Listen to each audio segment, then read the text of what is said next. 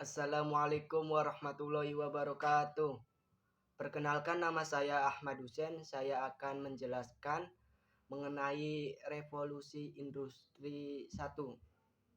Revolusi industri adalah perubahan sistem sosial dan kebudayaan yang berlangsung secara cepat serta berhubungan dengan perkenalan mesin uap menggunakan bahan bakar batu bara dan ditenagai oleh mesin, terutama dalam produksi tekstil. Lantas, bagaimana sejarah dan dampak dari adanya revolusi industri? Berikut penjelasannya. Latar belakang revolusi industri. Menurut keterangan dalam jurnal History, jurnal program studi pendidikan sejarah, disebutkan bahwa sebelum abad 18 sistem perekonomian Eropa bergantung pada ekonomi agraris. Namun setelah memasuki abad ke-18, maka tenaga mesin mulai digunakan sebagai alat produksi di pabrik menggantikan tenaga manusia. Perubahan nilai yang kemudian dikenal dengan sebutan revolusi industri. Istilah dari revolusi industri kemudian dikenalkan oleh Friedrich Engels dan Louis Auguste Balcoy di pertengahan abad 19. Sebelum dikenal dengan alat-alat mekanis dan otomatis, semenjak adanya revolusi industri, maka aktivitas ekonomi banyak memanfaatkan mesin. Hal tersebut membuat terjadi penghematan dan perbedaan pola hidup masyarakat pada saat itu.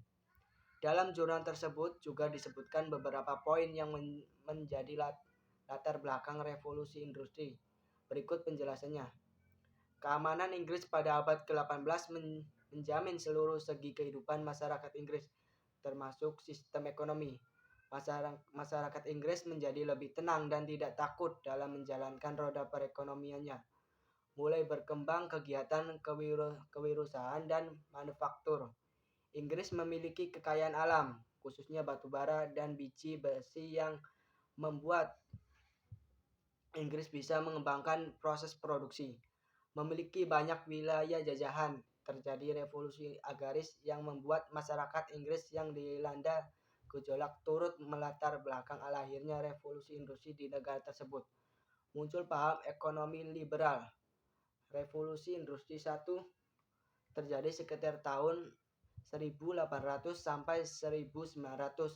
Inggris merupakan negara yang melopori lahirnya revolusi industri.